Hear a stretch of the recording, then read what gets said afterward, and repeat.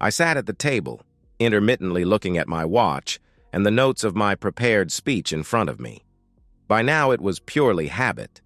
I knew the words I wanted to use by heart and had done for some weeks. I knew what I was about to do constituted a not inconsiderable risk, but I felt compelled to do it. I regretted that it had come to this, but the stubborn jerk I called a husband had brought it on himself. What choice did I have? Was my husband going to enjoy what I planned? Hell no. I knew he liked to always be in control, and I was about to strip every choice from him and bend him to my will. I leaned back in my chair as I awaited his return home. He could have no idea of the ambush I had prepared for him. I know what you're thinking. I was going to sit him down and announce I have a lover, then insist that he either goes along with it or I dump him and clean him out. Well, you'd be wrong. Nor was I going to announce I'm divorcing him or request a trial separation so I can mess around on him. Before you ask, no. I'd no desire to knock him out just so I could tie him up and humiliate him by being with his best friend.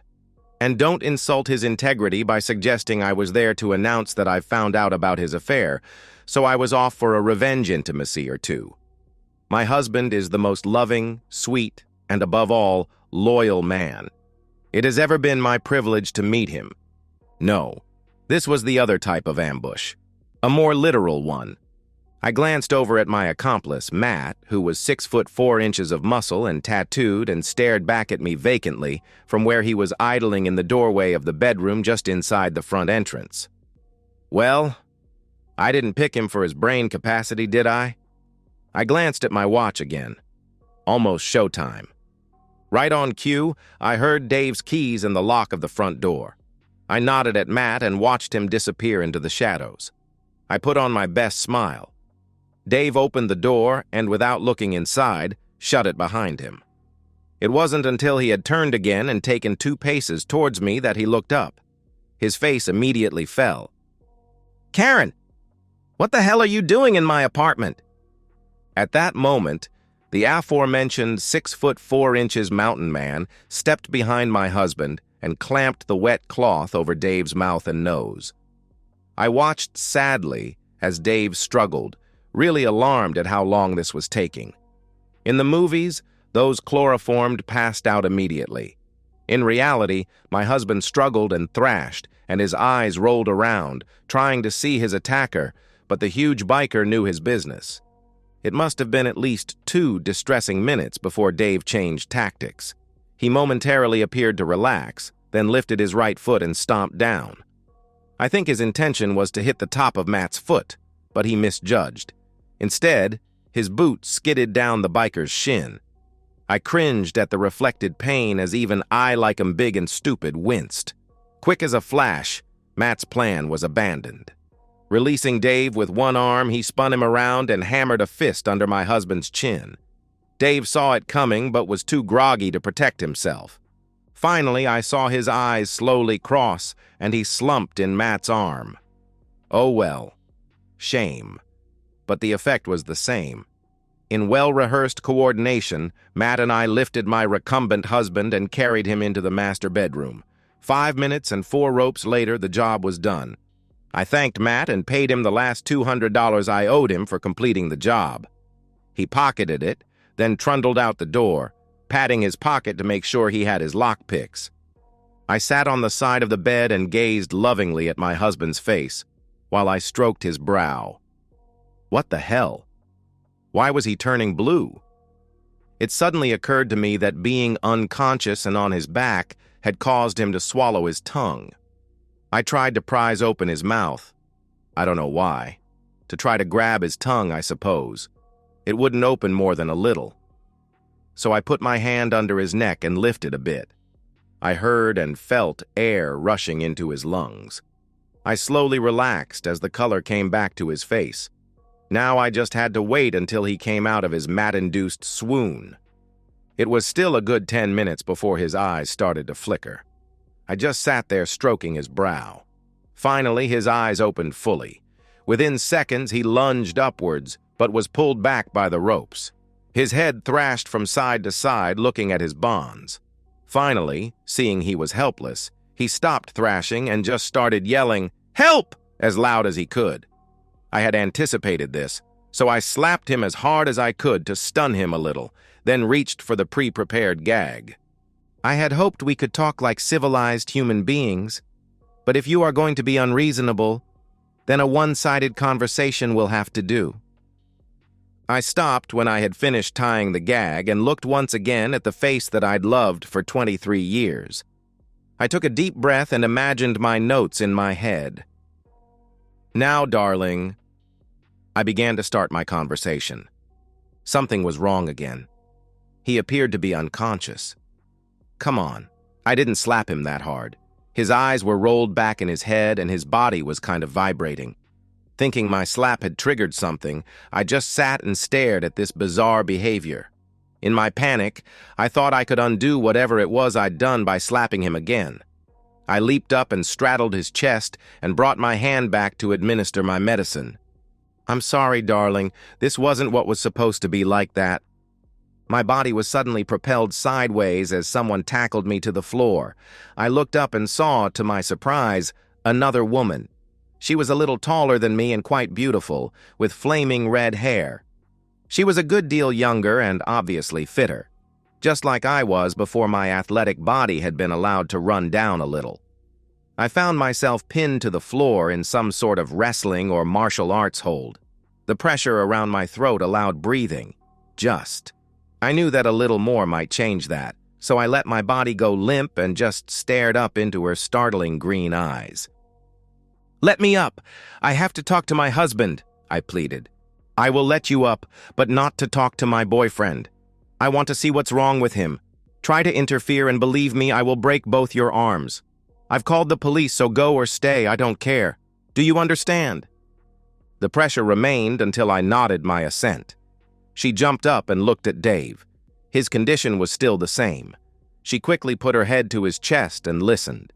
I saw the color drain from her pretty face, and then she jumped up, grabbed the phone, and called an ambulance. As soon as she hung up, she grabbed a knife and cut Dave's bonds while screaming at me to help drag him onto the floor. I was starting to panic. "What's going on?"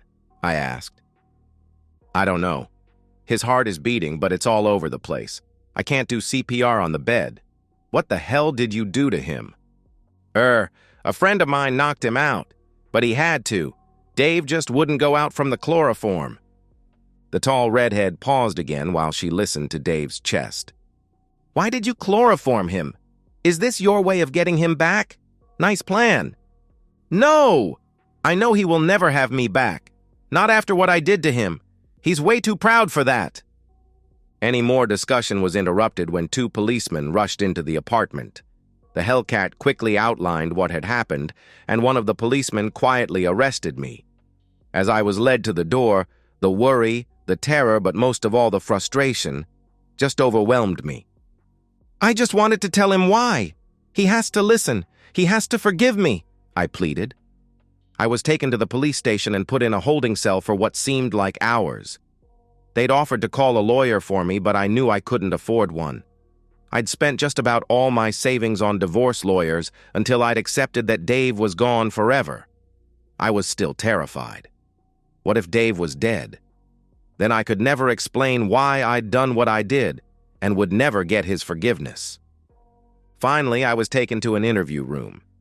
Two detectives sat me down and turned on a tape machine. I saw no harm in agreeing to be taped while being interviewed, but that was as far as my cooperation was going to go. The first 3 questions I just answered were, I refuse to answer that on the grounds it will tend to incriminate me. Yes, I'd watched all those cop shows. The two detectives were discussing getting a legal aid lawyer for me when there was a knock at the door. A third detective poked his head around the door. "The girlfriend is here and wants a word." With obvious bad grace, the 2 original detectives left, and the tall redhead entered the room and sat down opposite me. "I'm Wendy Dormer, by the way." "Is Dave okay?" I asked. "He'll live, no thanks to you. Your little chloroform trick gave him cardiac arrhythmia. The doctors say that he'll be fine until his heart rate lifts above normal. Then he will just pass out. They're going to let him rest for a while, then stop his heart and restart it. There's a 90% chance he'll be back to normal. Otherwise, it's a pacemaker for the rest of his life. Relieved, I took the opportunity to look at her. She was statuesque in a bimbo kind of way, with a body that I would have been happy to have at her age. One look in her eyes told me that although she was my superior in every physical aspect, I had the drop on her intellectually. I wondered why she was here. She answered that for me. "Look, Karen, this thing has to stop. When are you going to get it through your thick head that Dave doesn't care why you did the nasty to him?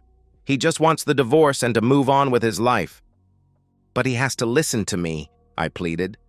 "No, he doesn't. You need to tell him.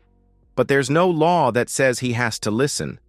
From what he tells me, you and he had a normal life until he came home and found you with another man. He said that as far as he was concerned, you had opted out of the marriage and he wants nothing more to do with you. But he owes it to me to just listen to why I did what I did. I know he and I are finished, but he has to forgive me. After he moved out, I tried phoning him, but he never answered. The same went with the emails. They just disappeared into the ether and I never heard anything.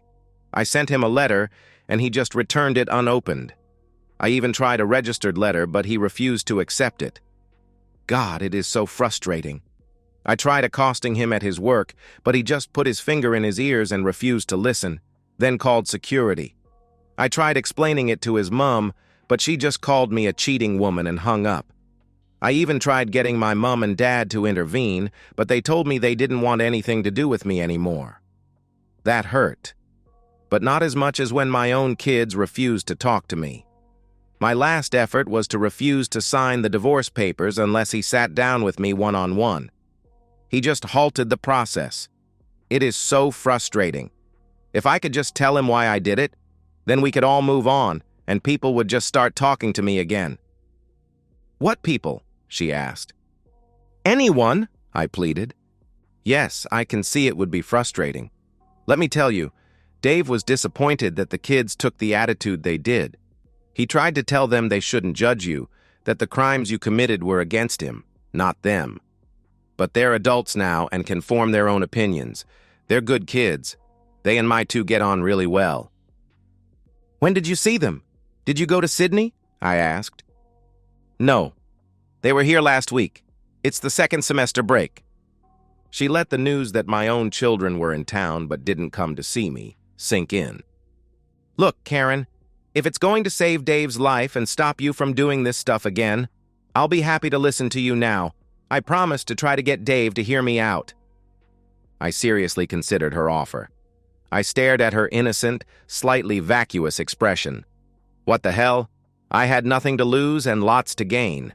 The police had only a circumstantial case, with only Dave as a direct witness. I knew I could rely on his good nature not to press charges against me. If this woman tried to make a statement, I would just deny it. Hell, in my business life, I had two dumb jerks like her before breakfast every day. I decided to sound her out on one of the minor justifications I'd prepared. "Okay. I was a virgin when we married and I'd always thought I may have been missing out on something," I started.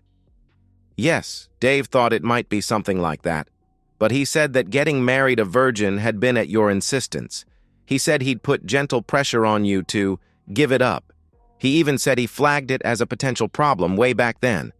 I agreed with him that it would be grossly unfair for you to use that as a reason when it was your choice back then." Wendy's interruption caught me by surprise. She was being a little more forceful than I'd expected. That was nothing to the surprise of her next statement. "And don't try to tell me you were just getting even for Dave playing away or neglecting you. The kids told me that growing up he'd always been attentive to you and spent all his free time with you and them. Don't try to tell me that he cheated on you first. I know him well enough to say that he is the most loyal, trustworthy, honorable, and respected man I have ever met. He would never dream of disrespecting you. Until you threw him away, that is." This woman was starting to annoy me with her naivety. I knew my voice was louder and shriller than I meant it to be, but I was beyond caring. "Well, that was the problem, wasn't it? Respect. I've got a friggin' university degree. Dave never made it past high school. I clawed myself up the corporate ladder, after taking off 10 years to look after the kids and nobody said anything. Dave gets promoted to foreman, and it's like everyone thinks he's been elected president. I hang around with smart business professionals who drive BMWs and dress nice. He hangs around with sweaty blue-collar yobs who drive Fords. He gets to eat what he likes and still looks hot, while I diet and still end up looking like a pudgy middle-aged housewife, even after the facelift and the breast job. Everyone likes Dave. Everyone respects Dave. Everyone wants to be with Dave. I hate it. I paused to try to lower my voice below the screech I knew it had become. Even when I got a promotion last year to group manager, all my own parents could say was that with all the money they'd spent on my education, they expected nothing less. But that didn't stop them from raving about Dave's bonus. I earned more in 3 weeks than Dave's bonus was for the entire year. It just wasn't fair. That year, I spent a bloody fortune on a hairdo, makeup, and a dress for my company's Christmas party. I turn up, and all anyone has to say is, "Where's Dave?" Do you have any idea what it's like to know you are socially, financially, and intellectually superior to your husband, yet your own parents seem to like him more than you? Do you? Wendy shook her head. Karen thought Wendy was the type of person she most hated. The sporty bimbo at school who had her pick of the boys. The vacuous type that hung around her husband at parties and laughed at his crude jokes while she was trying, but failing, to impress people with her knowledge and intellect. The ones that agreed with him whenever there was a disputed point, even when her argument was superior. Not just the women, but all the guys as well. The ultimate humiliation was when, after one argument, Dave came to her defense against the mob. The argument had been about stay-at-home moms. Dave had jumped in and extolled her virtues as a mother who had selflessly sacrificed her early career to give the children what they needed, a loving, nurturing environment. His comments on how good she looked after the ravages of 2 children should have drawn them together but had the opposite effect. She, the group manager, had to be rescued by a foreman. Well, after a while, I really started to resent it. Every time I tried to prove I was better in just some small way, it backfired. Just made me look competitive and worse, made people rally around Dave. In the end, I decided there was only one way to get one over Dave. I would take a lover. If I could keep an affair secret from Dave, then it would prove I was better than he was. Just to me. If I could find one that was a better lover than him, that gave me more excitement, then I could secretly humiliate him without him being any the wiser. Well, that wasn't much of a challenge, was it, Karen?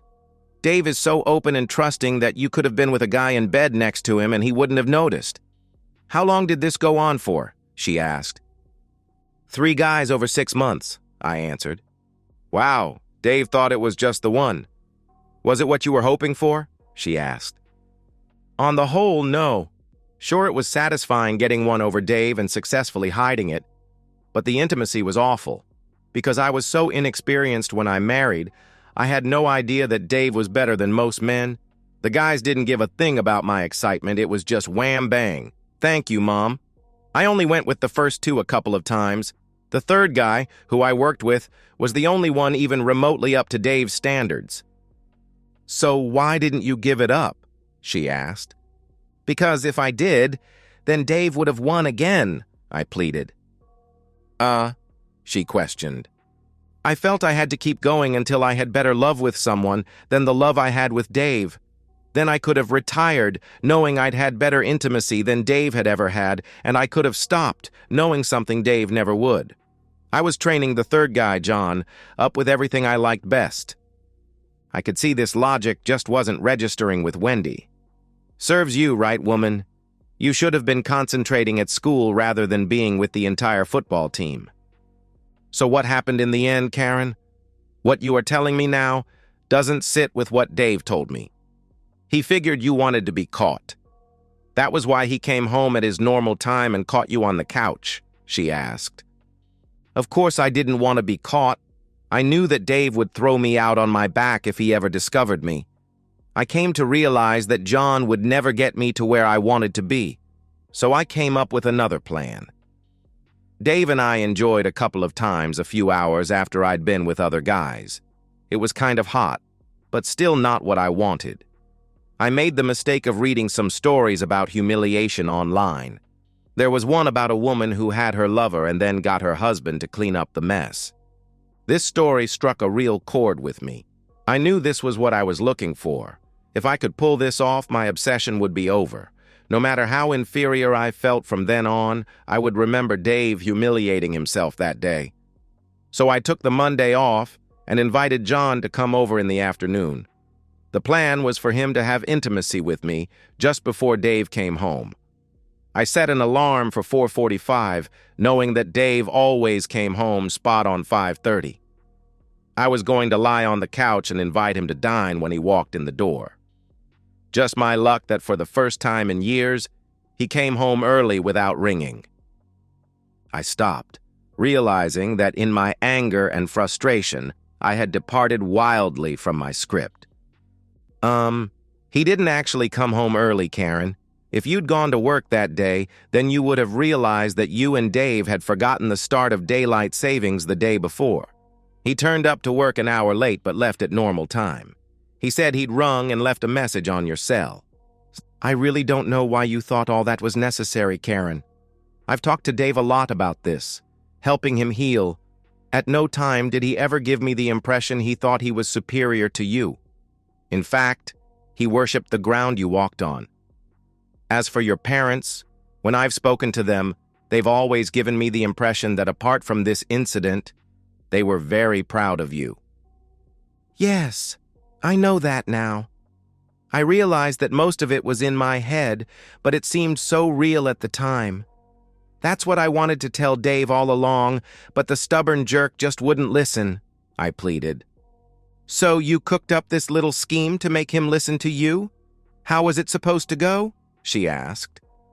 Well, I found out where Dave was living and hired a friend of a friend to help me tie him up so he would be forced to listen. I bought some chloroform on the internet and broke into Dave's apartment.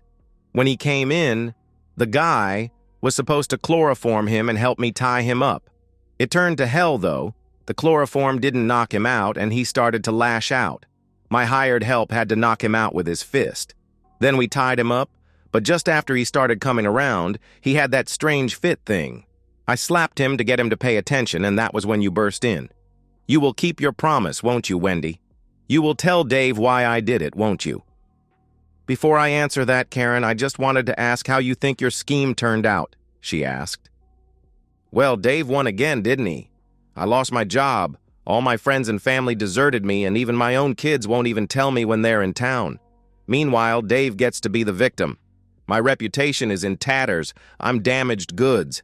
If I ever want a date, I'll have to leave town. Dave gets women flocking to line up just on the off chance you and he split up. No chance of that, Karen. I know gold when I see it. Now back to your question. I have no intention of telling Dave your twisted logic for destroying his life. Frankly, I didn't understand a word of it, and I can only see it inflicting more pain on him. Maybe one day when he is stronger, I'll trickle-feed it to him, who knows, she answered. As I was calling her a reneging woman, I noticed she was twirling the index finger of her right hand in a circular motion while pointing it at the ceiling. The meaning of this became apparent when the door opened and the original two detectives re-entered the interview room. One walked straight to the tape recorder on the table, hit stop, and retrieved both tapes. Well done, Sergeant Dormer. An unusual tactic, but a plain confession of breaking and entering, assault, conspiracy, and unlawful restraint. We'll have to see how Mr. Brown goes after the operation to see what other charges we can come up with. Thanks, Rex. I know Dave will hate this, but the only way he will ever be able to relax after this is if this mad, cheating woman is safely behind bars. She turned just before she got to the door. Karen, when you get out, please respect Dave's wish to never see you again. I was too bewildered to even answer. Hell, was I smarter than anyone? And so, we've reached the end of today's story. Was it what you expected, or did it take a twist you didn't see coming? I'm curious to hear your thoughts. Share them in the comments below, and let's get a conversation going. If this story kept you hooked, make sure to hit that like button. And if you're new here or just haven't subscribed yet, now's the perfect time to join our community. I bring you fresh, captivating stories every day, so click that subscribe button and turn on notifications so you never miss out. Thanks for watching, and I'll see you in the next one.